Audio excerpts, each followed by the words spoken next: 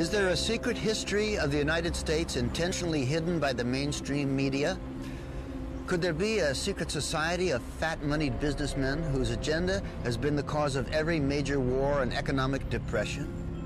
Is there a shadowy elite gently pulling the strings of our world to bring about their own self-serving political program? The answers may surprise you.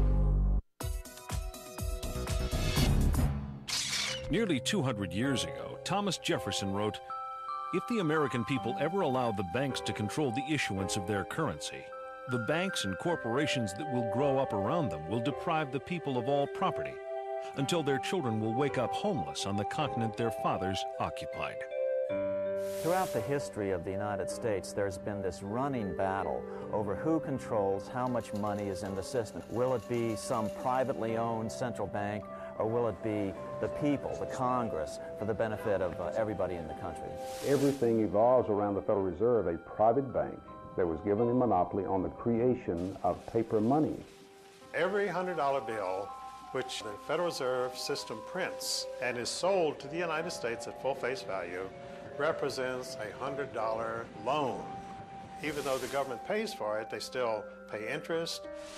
100 years after Jefferson, Abraham Lincoln pondered these same issues. The government should create, issue, and circulate all the currency, he said. Creating and issuing money is the supreme prerogative of government.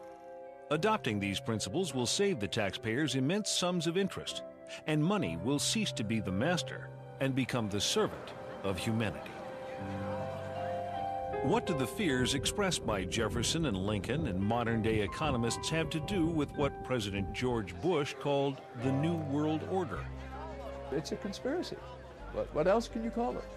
It's a conspiracy against the people of the United States and of the Western world. Just when you think you're ahead of the game, someone changes the rules. This week, we'll visit the scene of a crime so huge that most of you will not believe it to be real, and so perfect that even today, 86 years after the fact, few realize that the crime even took place. The creation of the Federal Reserve System was about more than just money. Some refer to it as the secret birth of a criminal conspiracy to rob the American middle class of its hard-earned wealth. Others believe it to be part of an attempt to bring the world under the control of a shadowy international elite that calls itself the New World Order. And through it all, we have wars, assassinations, and Martians. In fact, if it weren't for the Martians, you might have heard about this mother of all conspiracies a long time ago. We know now, within the early years of the 20th century, this world was being watched closely by intelligences greater than man's. On October 30th, 1938, the Mercury Radio Network interrupts the music of Ramon Raquello and his orchestra from the Park Plaza Hotel of New York City for a special news bulletin. The infamous War of the Worlds broadcast begins with its terrifyingly real description of an invasion from Mars.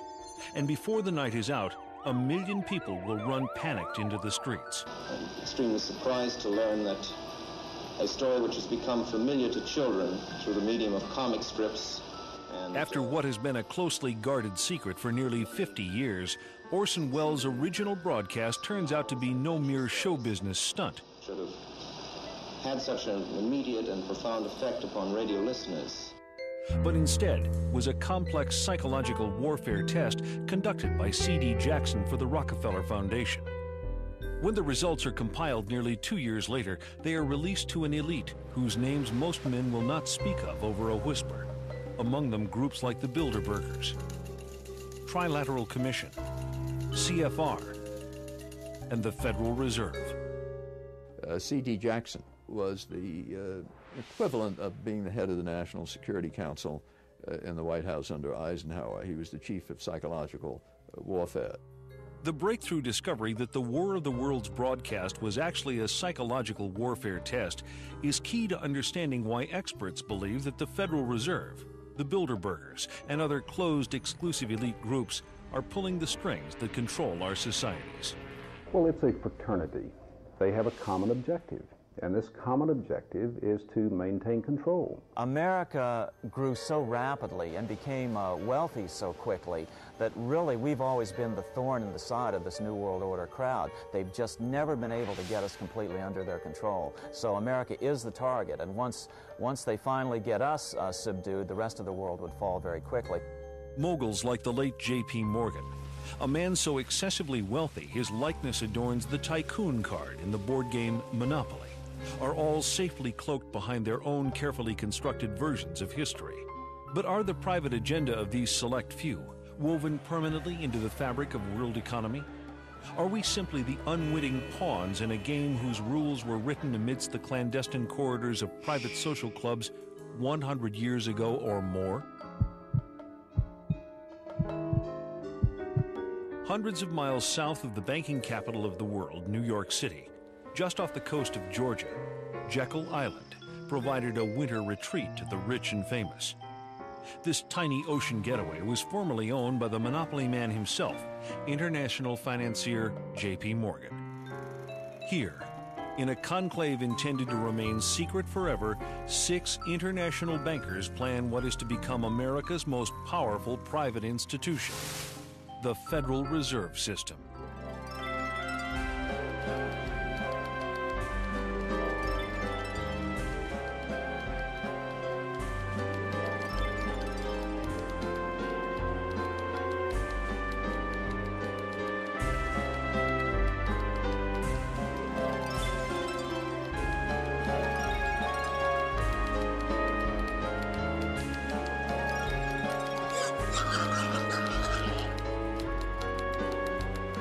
The Jekyll Island story is one of the great untold stories of the 20th century.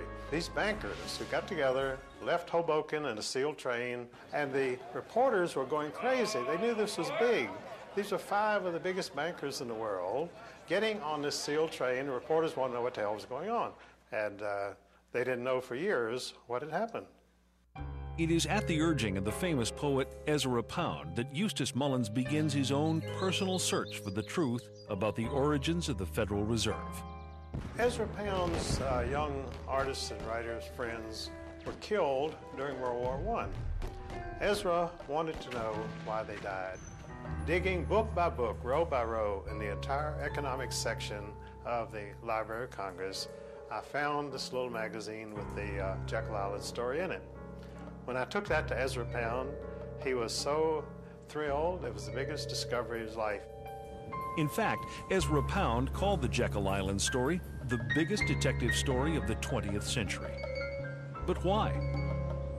Andrew Gray, grandnephew of one of the 6 men who met to plot the creation of the Federal Reserve System, scoffs at talk of secret cabals.